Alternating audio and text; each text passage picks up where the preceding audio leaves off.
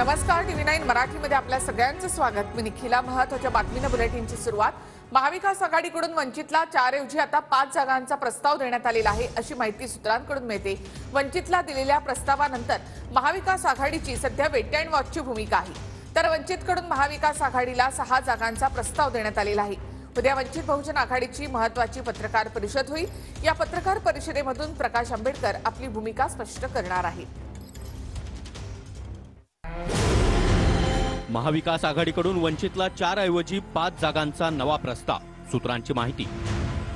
वंचितला दिलेल्या प्रस्तावानंतर महाविकास आघाडीची weight and वॉचची भूमिका। वंचितकडून महाविकास आघाडीला 6 जागांचा नवा प्रस्ताव। सूत्रांची माहिती। महाविकास आघाडीचे नेते आणि वंचित नव्या प्रस्तावांवर सविस्तर चर्चा करणार। सुरुवातीला महाविकास आघाडीने दिलेल्या 4 जागांचा प्रस्ताव वंचितने फेटाळला।